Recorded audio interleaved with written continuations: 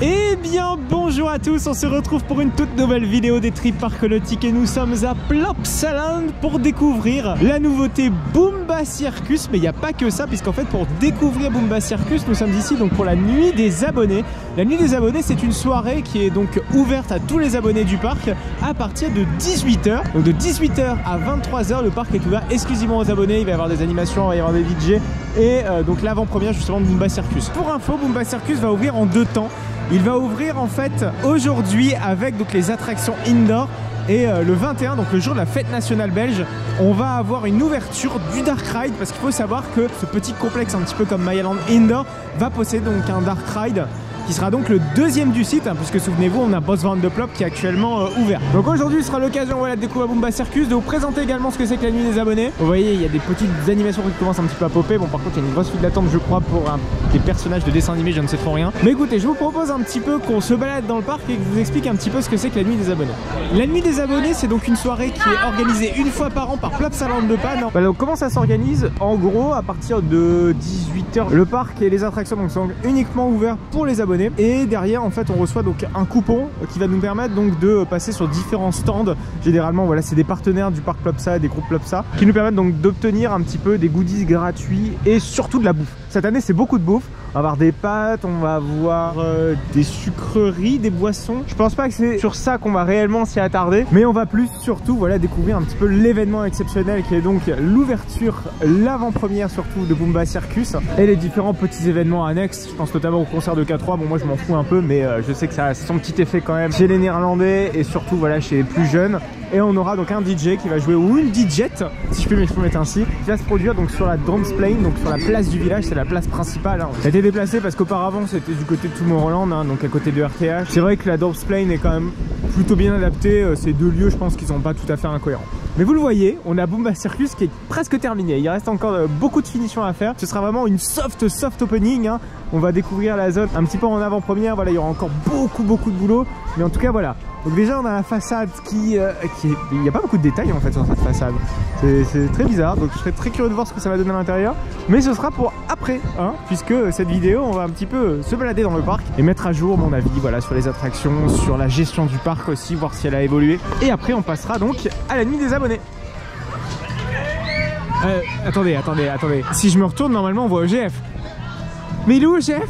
Non oui, pourquoi je dis ça? Parce que tout simplement à Holiday Park on a également une zone comme ça, Vicky. Pourquoi j'ai une once de nostalgie et pourquoi je vous évoque justement ce parc Holiday Park? Parce que justement j'y reviens d'Holiday Park. Il y a quelques semaines on y était, on a découvert Expédition de GeForce, c'était génial. Je vous invite vraiment à aller voir cette vidéo à la fin de celle-ci, il y a de quoi dire. Pour faire un petit peu la comparaison avec la version d'Holiday Park, maintenant que c'est un peu tout frais dans ma tête on va dire. Déjà la place centrale à Holiday Park elle est beaucoup plus grande, on a une aire de jeu en plus etc.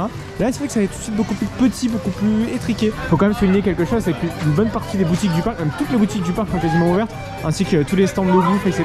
Ce qui est extrêmement rare. Hein. Regardez ce merch qui est absolument pas recommandable. Hein. Voilà. Pourquoi toutes les boutiques également sont ouvertes? Hein, parce qu'aujourd'hui, comme c'est la nuit des abonnés, voilà, ils essaient de montrer une belle image globalement du parc. Et c'est vrai que ça reste aussi un bon moment voilà, pour découvrir le parc, parce que toutes les attractions ouvrent à 10 h, les attractions ferment tard. Globalement, niveau opérationnel, tout tourne à quasiment pleine capacité, 3 opérateurs sur RTH. L'année dernière, on est monté en pic à 5 opérateurs. Puisque la soirée des abonnés également est assez profitable, puisque tout est à moins 25%, que ce soit bouffe, que ce soit merch, même le merch Tomorrowland, comme quoi. Mais bon, on va pas trop s'y attarder, parce que le temps est un petit peu menaçant, on va dire, pour pouvoir faire le Splash Battle. Et en plus de ça, voilà, les disco coasters, moi c'est clairement pas mon truc. C'est vrai que le parc a la fâcheuse tendance, hein, surtout dans la saison hivernale, à ouvrir RTH à 13 h, à des heures très tardives. À Nubis c'est également le cas, voire même de faire tourner les attractions en un train, même quand il y a du monde, et ne pas adapter justement la capacité des attractions en fonction de la journée qui se passe. Et là typiquement c'est un peu le cas, parce que en soi là il n'y a pas énormément de monde là en journée, tout est ouvert. Alors qu'il y a des jours de bien plus forte affluence où on aurait pu s'imaginer voilà, avoir les stands ouverts comme aujourd'hui, quoi, c'est-à-dire à pleine capa, quoi, le parc à pleine capa. Aujourd'hui, le parc est clairement à pleine capa.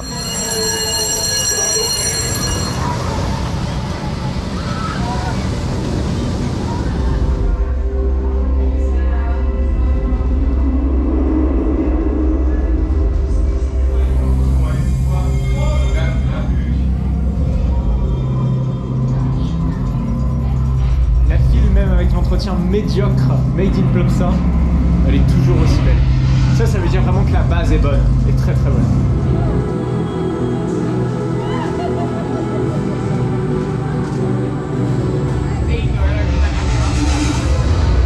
Alors comme vous pouvez le voir, l'affluence c'est pas énorme en RTH. Hein. Bon, il est 13h30, hein. C'est une constante vraiment que le RTH sera un petit peu vite comme ça à ces heures-ci. Vraiment à l'heure du midi généralement, à l'heure du déjeuner, c'est jamais blindé. Et oui, parce qu'il faut bien le faire. Alors par contre il y a juste un gros point négatif, j'ai envie de dire, là sur ce tour, puisque nous sommes en effet sur le train 2. Alors pourquoi je dis ça? Un léger gros problème même de vibration ce train, et la différence est réellement marquée. Faites l'essai quand vous venez ici, la différence entre le train 1 et le train 2 est assez conséquente.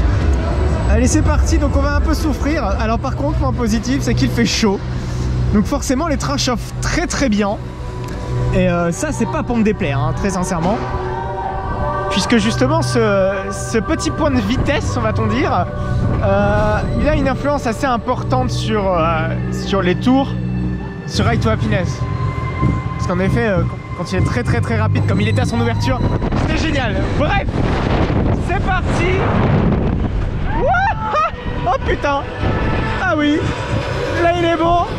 Allez, let's go. Ouh, ça vibre. Oui, il vibre. Ouais. Les trains de oubli, je vous l'ai dit. Oh putain, c'est horrible. Ah ouais. Ah, il est pas bon là. Ah mais pas du tout, pas du tout. Là, un gros flop. Oh my god. Oui. Allez, la suite. Ouais, je souffre là. Les deux bunny hops. Wow. Bon, comme je vous l'ai dit, il y a quand même un gros mal de crâne en perspective à cause de ce deuxième train là, qui est vraiment, il y a vraiment un problème quoi, clairement de vibration.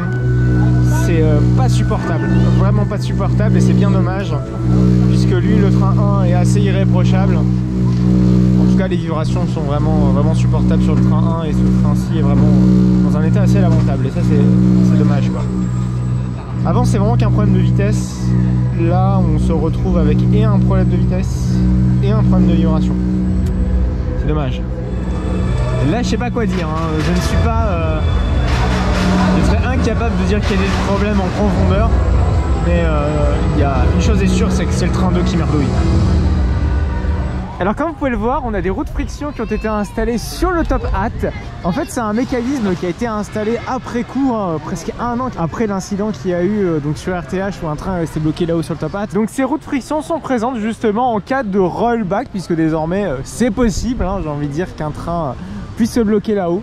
Bon, c'est l'un des seuls points hein, honnêtement où il puisse se bloquer, ou en tout cas en hauteur. S'il fait un rollback dans un creux, j'ai envie de dire que ça pose beaucoup moins de problèmes que tout là-haut on va dire.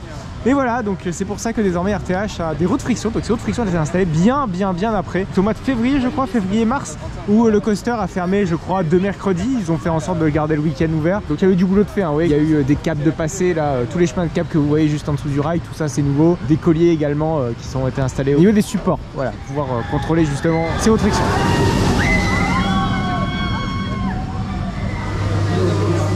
Et oui, même dans la file Heidi, et ce sera sans doute l'un des derniers trains, justement parce que Heidi ferme un peu avant, enfin il ferme même bien avant, hein, il ferme à 18 h, justement pour éviter les nuances sonores au niveau des voisins. Je vous l'avais déjà dit lors des précédentes auditions des Halloween Scare Night, et donc nécessairement il ferme la file à 18 h, l'attraction est obligée normalement de fermer à 18 h 30, voilà, visiblement il y aura un petit peu de drame.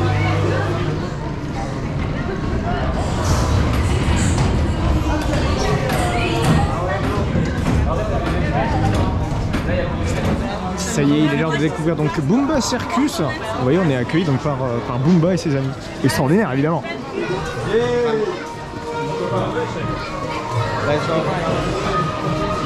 Alors, donc Boomba Circus.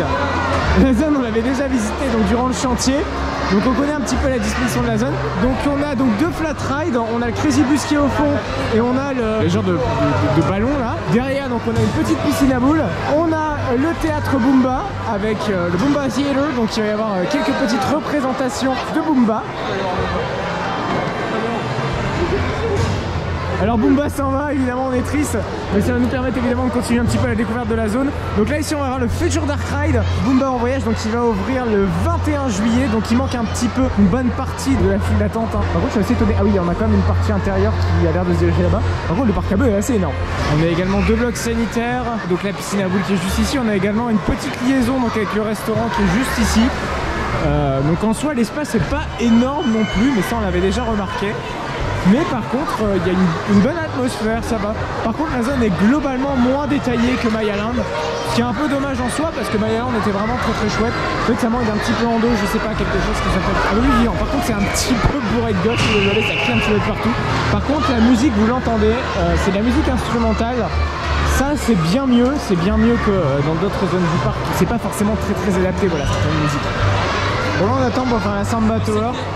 Mais là ce qui me choque tout de suite là, j'ai clairement l'accessibilité sur le pupitre opérateur, donc je peux très bien appuyer sur l'e-stop quand je veux. Il n'y a pas de sécu, il n'y a même pas une chaise pour s'asseoir, pas d'opérateur. C'est un peu inhumain quand même, mais regardez le pupitre opérateur. Il est tout seul, il est nulle part. Et c'est trop accessible. C'est trop accessible. Un jour il va se passer des trucs, là, il va se passer des trucs, quelqu'un va appuyer sur un bouton. Ce qui est pas normal. Bref, on va faire la Samba Tower et on va voir un petit peu ce que ça va donner. Oh ça tombe vite cette merde.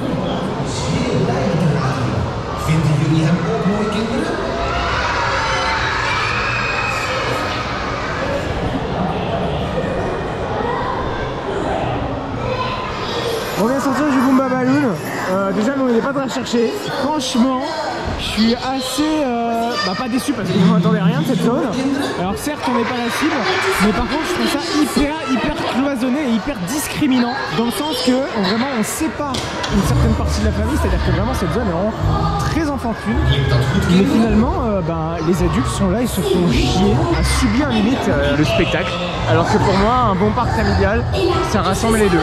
Donc c'est dommage, la zone est un petit peu qu'à moitié ouverte, hein, c'est à dire qu'on a uniquement 2 gros flat rides ouverts, donc le Crazy Bus et la Samba Tower. Dans l'idée la major ride ça va être le Dark Ride ici, la Bumba en voyage. En soi c'est ce que j'attends le plus entre guillemets. J'ai envie que le Dark Ride soit bon, mais j'en laisse le bénéfice du doute, sincèrement. Je suis assez sceptique également du choix des attractions, dans le sens que c'est un catalogue Zamperla, et le catalogue Zamperla, on connaît la qualité en tout cas de leurs machines, qu'ils n'ont pas forcément adapté, dans le sens que voilà, ce sont des machines peu qualitatives, où il y a des restrictions de poids, c'est pas des attractions à grande capacité. Typiquement là il y a 4 personnes qui peuvent s'installer à l'intérieur, mais le problème c'est que jamais ce sera plus de 2 adultes. En soi, ce que je trouve également le plus beau dans cette zone, c'est finalement les panneaux d'entrée des attractions. Autrement, le reste, voilà, c'est beaucoup de toiles. Il y a un besoin également de travailler les éclairages, parce que bon, les éclairages sont fixes. Très sincèrement, je pense qu'il faudrait aller voir du côté de Motion Gates à Dubaï. Il y a une zone également cirque, mais cette zone cirque, elle est vraiment chouette parce qu'il y a de la vie. Ça résonne pas comme ici également. Le travail de l'éclairage de la zone Madagascar / cirque est vraiment belle, et je pense qu'il y a moyen quand même de choper des idées de là-bas pour adapter l'éclairage, voilà, qui semble être très dynamique. Surtout que je vois, il y a des lyres là-haut, il y a moyen de même avec rien de bien travailler la zone. Ça manque globalement de détails en fait, c'est ça que je veux dire également. Ok, on est sur une zone cirque, ok ceci, ok cela, mais c'est que des toiles tendues, surtout vraiment RTH, c'est rien à dire. Et là, il y a beaucoup de choses à dire justement. Très sincèrement, je pense que c'est pour moi un échec. Peut-être un succès pour certaines classes familiales, hein, c'est-à-dire généralement les jeunes enfants. Je laisse encore une chance au Dark Ride. Putain, c'est blindé, regardez, il y a tout un parc à bœufs pour pouvoir rentrer dans une circus. Mais encore une fois, c'est une soft. Et bon, après, quand RTH est ouvert, c'est-à-dire qu'il y a une soft opening. Hein. RTH c'est déjà très bon. Voilà, les ajouts qui ont été ajoutés n'étaient pas non plus excellents et aussi importants que ce que va potentiellement avoir Bumba Circus comme ajout. Un petit air d'Efteling tout ça. C'est très bien, mais faut que ce soit là un peu plus souvent, j'ai envie de dire. Alors faut savoir une chose, c'est qu'il y a donc les distributions de bouffe en cours là. Donc on a des croquis, donc ils donnent des gros sacs de croquis avec des paquets de chips assez quand même mastoc, hein, c'est pas des petits paquets de chips. La file absolument dingue, elle arrive quasiment jusque Bumba Circus. Bon moi les Capri Sun ça avance beaucoup plus vite à regarder, on va nous donner les Capri Sun quasiment instantanément.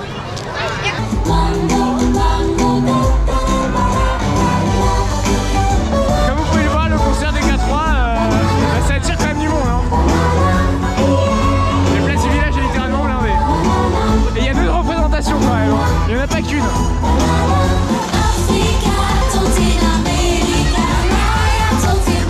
Qu'en penses-tu? C'est un banger, oh là là. Le Mon Rêve se réalise enfin, les Quadrilles, c'est vraiment le plus grand groupe de tous les temps. En plus, on comprend toutes les paroles, c'est génial.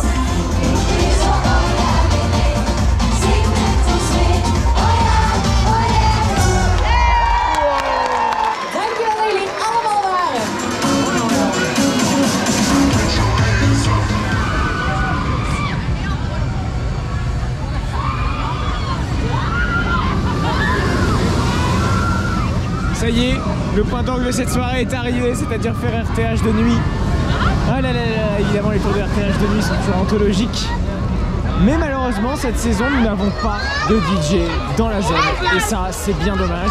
Même si ça a été un succès assez sommaire l'année dernière, je pense que la raison est très simple, c'est parce qu'on ne doit pas donner les moyens. Et ben cette saison ça fait vite, on n'a pas le DJ voilà, qui vient ambiancer un petit peu toute la zone comme ça, mais il faut donner les moyens, c'est important, donner les moyens.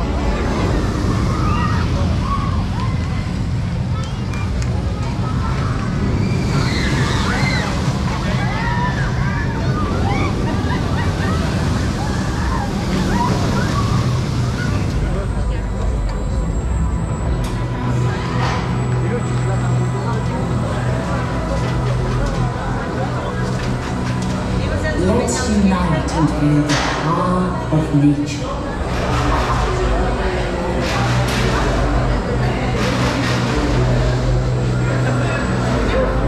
Live together. Cette fois-ci, contrairement à notre fun ride, on a enfin le bon train, c'est-à-dire le 1. Et normalement, ça devrait bien se passer. Allez!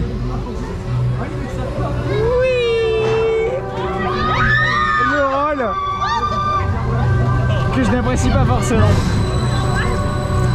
Allez c'est parti. En plus vous voyez plutôt bien parce qu'on n'est pas dans le noir complet, en tout cas de mon côté. Et vous avez quand même une petite vision des choses. Putain.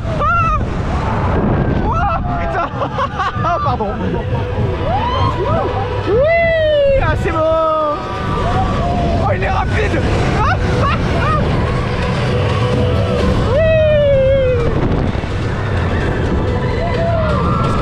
Dans les voyages un peu exotiques avec la chaleur.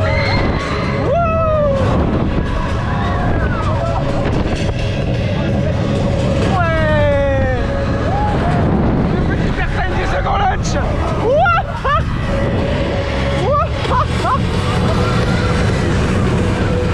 Ouais. Coucou le resto de Flop. Et on revient. Ah, là il est bon. Ah ça on aime. On aime, on aime, on aime, on aime. Oh, regardez-moi toutes ces belles lumières. Le soundtrack est toujours aussi beau. Le train, je confirme, qui ne vibre pas. En tout cas beaucoup moins que le 2. C'est vrai que là, il y a quand même quelques petites vibrations. Mais rien de bien gênant en fait. Rien de réellement gênant. Face à ce que nous propose le train de Clermont. Mais c'est un problème, hein. Vraiment c'est un très très gros problème que d'avoir une expérience de ride différente en fonction des conditions climatiques, mais également du train.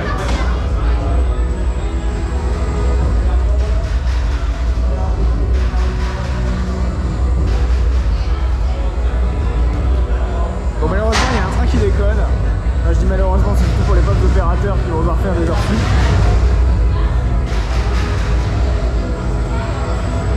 Et waouh, les rides de Ride to Happiness de nuit, on s'en lasse pas. Hein. C'est toujours excellent, dingue, intense, et puis vraiment très très joli, très très beau visuellement. Waouh, mais c'est bien bon tout ça. Bon, encore une fois, ça manque de DJ ici, hein, très clairement. Regardez, il y a la place pour, il y a les infrastructures pour. Je vais répéter une fois, une énième et dernière fois, que pour moi il faut vraiment donner le moyen pour pouvoir vraiment avoir le retour sur investissement, j'ai envie de dire, hein, très clairement. Ce qui manquait l'année dernière et ce qui manquait également à Race Car Night, c'est de vraies enceintes, un vrai système son, pas un système son de la zone, hein, non, très clairement, des light shows et un parc ouvert peut-être plus tard parce que vous voyez, hein, il fait nuit là, il est 23 h. Théoriquement le parc est fermé, hein, le feu d'artifice va bientôt commencer, donc c'est dommage voilà, de pas encore repousser un petit peu plus loin pour avoir l'ambiance vraiment sur la fin. Au Race Car Night, généralement ça marche mieux parce qu'on a beaucoup plus de temps, en tout cas de nocturne, qu'aujourd'hui quoi.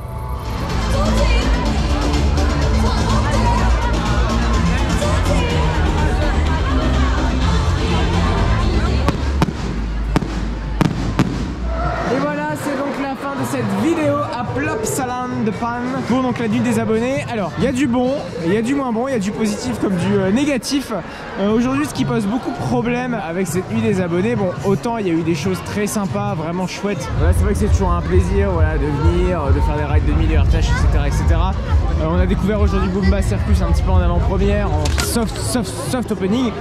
Il y a du boulot, hein. Il y a du boulot, hein. De toute façon, je vous ai suffisamment étalé là-dessus et je suis vraiment triste de voir ce genre de choses, en tout cas, dans un parc familial. Pour moi, un parc familial, je le rappelle, ça rassemble toute la famille. Là, c'est pas le cas. Au-delà de ça, on va pas partir des fétiches puisqu'il reste encore Boomba en voyage, qui est la Major Ride, qui est l'attraction principale de cette zone, qu'on n'a pas pu découvrir aujourd'hui parce qu'elle n'était pas prête. Mais par contre, le 21 juillet, l'attraction sera ouverte, donc on va pouvoir la découvrir ensemble le 21 juillet. N'hésitez donc surtout pas à liker cette vidéo si jamais vous a plu. N'hésitez pas à me dire si vous avez déjà fait la nuit des abonnés, si vous étiez présent à celle-ci. On se retrouve très bientôt pour le Boomba en voyage. Il y a encore à découvrir cette attraction quand même, donc je vais vous faire une vidéo. Si jamais vous souhaitez découvrir le chantier de Boomba Circus, on l'avait visité, c'était en décembre dernier. Évidemment, il y a eu du boulot de fait entre les deux. Donc si jamais vous souhaitez aller voir cette vidéo, elle va s'afficher dans quelques instants. N'hésitez surtout pas à cliquer, c'est donc sur la droite.